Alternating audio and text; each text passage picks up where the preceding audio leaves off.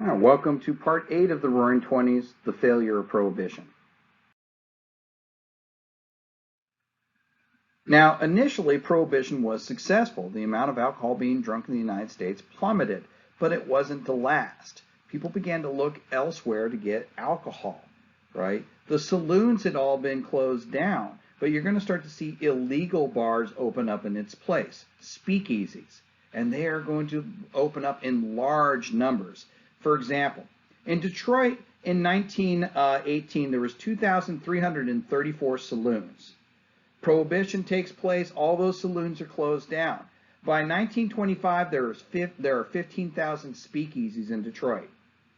In New York City, there were over 30,000 speakeasies. Now remember, there's only 1,500 federal agents that are tasked with enforcing the Volstead Act. This is a pretty impossible task for them, right? All kinds of different people would go to these speakeasies, right? This, as I mentioned, we talked about the expansion of roles in women. They would show up to these speakeasies as well, right? Whole new terminologies would come to be. For example, bathtub gin. You can't get regular gin anymore. So what do? You brew it in your own bathtub, right? White lightning. Even the term bootlegging, it existed before, but it would become very prevalent during this time period. A guy by the name of William McCoy would sail his ship down to the Caribbean, where he would buy, where there is no prohibition, rum and scotch and whiskey, and then he would sail and he would park his boat 3 miles off the coast of Martha's Vineyard in New York, off of New York State. And what you would do is you would row your boat out to his, which is in international waters. It's 12 miles today. Back then it was 3. You would row out to his boat, sample his wares, make your purchase, and then what he would do is he would label your purchase with whatever code word you put on it, fill the box, throw the box into the ocean, it would wash to shore, and you would pick up your illegal hooch, if you will, right? So you're going to see an explosion of illegality as a result of Prohibition. Of course, that brings us to organized crime.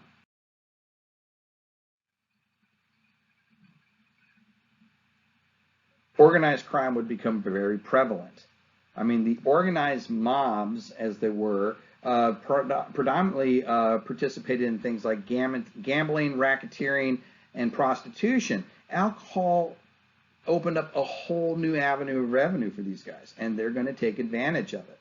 They're going to build empires based on bootlegging, moonshining, and speakeasies. They're going to fight turf wars over certain portions of the city. And of course, it's going to bring a lot of violence, right? The drive-by shooting was not something that was invented by Gangland LA. It was invented by the mobsters who wedded 2 American love affairs together, right? Our love of guns and our love of the automobile. And then you create the Thompson submachine gun with a .45 caliber APC round, and you got a perfect recipe.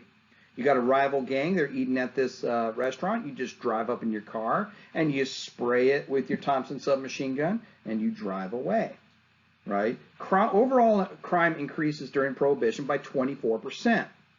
Theft and burglary will increase by 9%. Homicides will increase by 12.7%. Assaults and battery by 13%. Drug addiction will increase by 44%. People who can't get a hold of alcohol will turn to other things like morphine and get addicted to it. Meanwhile, police department budgets only increase by about 11%. They have no way of handling this influx of crime.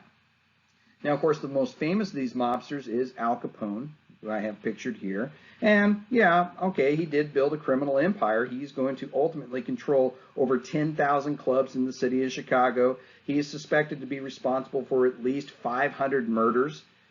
He'll never be convicted of a single one. But the federal government will finally catch up with him. They'll convict him of tax evasion because he's going to be spending a lot of money. The man's making $100 million a year, and he's spending at least a third of that on bribes. They estimate at one point he controlled at least 80% of the Chicago Police Department, right, operating out of Chicago. He's not the most interesting character. I'll save that for another lecture. But he is definitely one of the more fascinating characters in the Prohibition era. Ultimately, though, Prohibition is going to come to an end. people are going to get tired of the violence, right? They are going to get tired of the crime.